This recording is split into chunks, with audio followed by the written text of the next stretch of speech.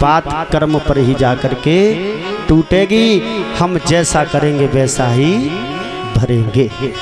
इसमें दुनिया वालों का कोई दोष नहीं है। इसमें चाहे तुम लाखों गुरु कर लेना, बड़े बड़े गुरुओं से जुड़ लेना, कोई गुरु किसी चेला का साथी नहीं है, न चेला गुरु का साथी। लेकिन संसार है, यहाँ एक दूसरे के जैक बनाए गए हैं। कौन सी गाड़ी में कौन सा जैक लगेगो तब वो गाड़ी कामयाब होगी।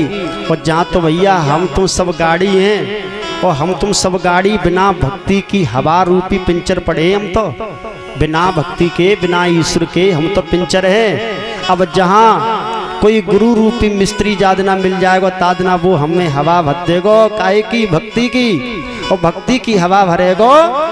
और जितनी देर तक यानी जितना टायर, जितना हमारा ट्यूब मजबूत होएगो उतनी देर तक तो हमारे भक्ति की हवा भरी रहेगी। और जादना मेरो कर्म रूपी ट्यूब टायर खराब हो तो वो हवा निकल जाएगी, मेरो टायर भ्रष्ट है जाएगो। बात समझ में आ रही है? ये उदाहरण के रूप में मैंने आपको बताया। जहां जगह जगह पर हमें धर्म गुरु मिलते हैं, अब हम वो भक्ति रूपी ट्यूब और टायर, बात को समझना, विधान की बात है। हम राम राम रूपी धन से अच्छा वाला टायर खरीद सकते हैं। अब मेरे पास में धन ही ना होवे, हम लोभ करें। हमारे पास जब धन ना होएगो तो गाड़ी को टायर मार्केट से बढ़िया भाव ना आएगो। जैसो पैसा होंगे वैसो ही टायर दे देगो मालिक। भैया जैसो दाम होएगो वैसो ही काम होएगो। और जादना राम नाम रूपी धन मैंने घंटे 2 घंटे 4 दिन, और छोड़ो ये जिब्या से प्रभु को नाम लेवे की कोई जरूरत ना आती लोगो। जब रसना तो ऐसी है जाको जहाँ पे रस मिलेगो जी वहीं पे चली जागी। और जो रसना एक बार के तुम्हारे मन को बिगाड़ देगी। अरे इस जीव से नाम जप हो पाए ना हो पाए चलेगा। अरे साथ श्वास श्वास पर नाम जपते रहना, क्योंकि श्वास रूपी नाम जो जपेगा साहब वो नाम सात्विक बन जाएगा, वो नाम तुम्हारे काम आएगा। क्योंकि श्वास का कोई भरोसा नहीं है। ये जिंदगी श्वास की रेल की पटरी पर चल रही है। श्वास श्वास पे राम भज वृथा, श्वास मत खोए, और पता नहीं जा श्वास को आवन होए ना होए। महान पुरुषों की कथा इसमें आई है कि श्वास श्वास पर जो नाम जप रहा था, ऐसे महान पुरुषों का, बहुत बड़े बड़े पापी थे, उनके जिह्वा से प्रभु को नाम आयो। अंत के समय श्वास अंत में थी और वाही नाम से उनके जीवन को पाप कट गो, और ऐसे जीव को भी उद्धार है गो। तो लोगों नाम जप जितना कर सको, चलते बैठते सोते गाते रोते हंसते, जितना नाम जप हमारे मन से श्वास से जिह्वा से हो जाए, बस वो ही जिंदगी में आनंद देगा। और बाकी जिंदगी जो हमारी बीत रही है ये तो बस ऐसे ही जा रही है। क्या भरोसा है इस जिंदगी का, साथ देती नहीं है किसी का।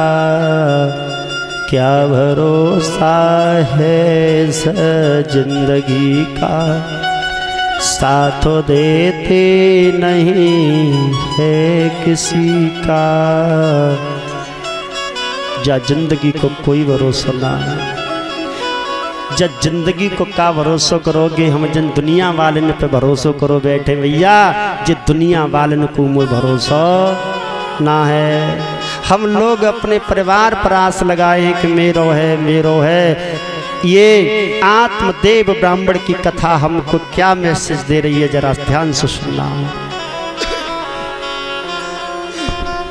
आत्मदेव ब्राह्मण की कथा मैसेज ये दे रही है कि आत्मदेव जैसो ब्राह्मण भैया बड़ो अच्छो तो, बहुत ही अच्छो ब्राह्मण तो, भगवान को भजन करने वाला, लेकिन पिछलो कर्म कछु ऐसो खराब हो। एक बालक को अपने घर में जन्म देवे के लिए माने बहुत परिश्रम करो। ये कथा अभी आप सुन चुके हैं आचार्य जी के मुखारविंद से। भैया बानी बड़ो उपाय करो, बड़ी मुश्किल से घर में छोरा भयो। लेकिन लोगों जीवन में बालक ने बाप को सुख भी ना दियो।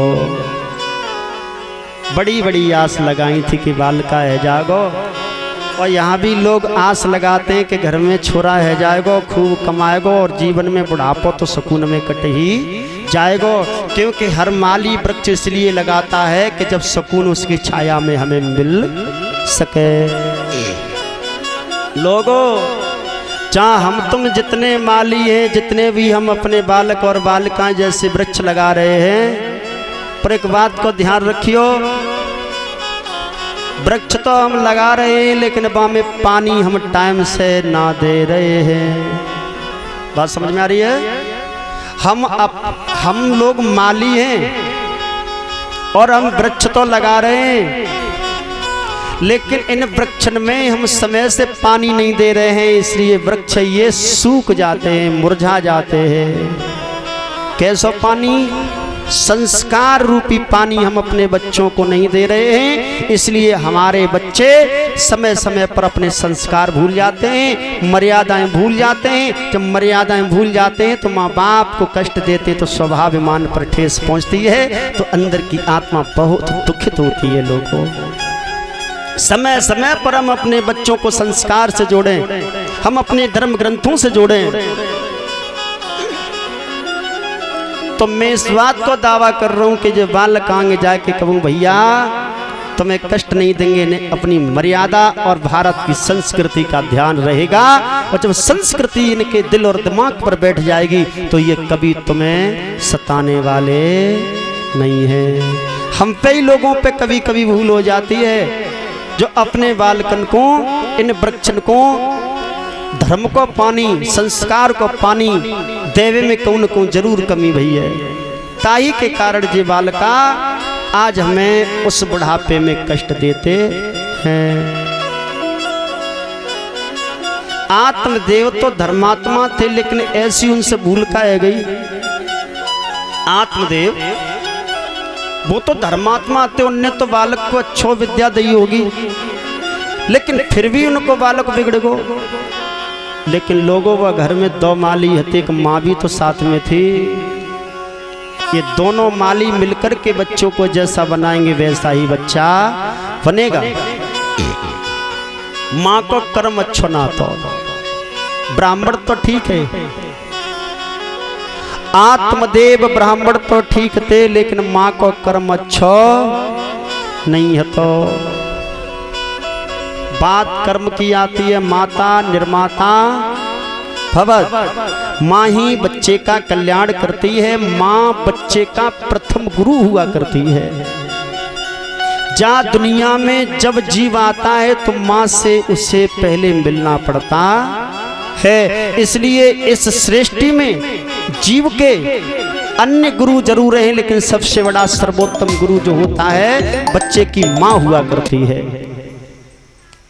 एक कवि बड़ी सुंदर कल्पना करते,